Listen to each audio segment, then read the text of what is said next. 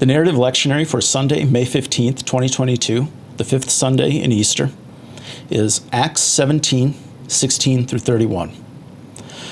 While Paul was waiting for them in Athens, he was deeply distressed to see that the city was full of idols.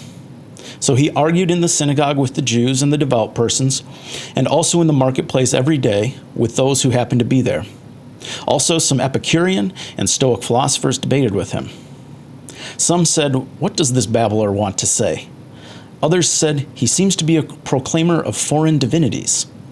This was because he was telling the good news about Jesus and the resurrection. So they took him and brought him to the Areopagus and asked him, "May we know what this new teaching is that you are presenting? It sounds rather strange to us, so we would like to know what it means." Now, all the Athenians and the foreigners living there would spend their time in nothing but telling or hearing something new. Then Paul stood in front of the Areopagus and said, "Athenians, I see how extremely religious you are in every way. For as I went through the city and looked carefully at the objects of your worship, I found among them an altar with the inscription, 'To an unknown God.' What therefore you worship as unknown, this I proclaim to you.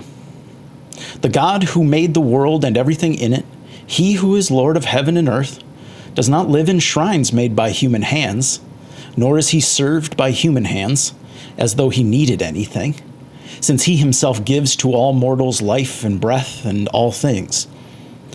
From one ancestor he made all nations to inhabit the whole earth, and he allotted the times of their existence and the boundaries of the places where they would live, so that they would search for God and perhaps grope for him and find him, though indeed he is not far from each one of us. For in him we live and move and have our being, as even some of your own poets have said, for we too are his offspring. Since we are God's offspring, we ought not to think that the deity is like gold or silver or stone, an image formed by the art and imagination of mortals. While God has overlooked the times of human ignorance, now he commands all people everywhere to repent, because he has fixed the day on which he will have the world judged in righteousness by a man whom he has appointed. And of this he has given assurance to all by raising him from the dead."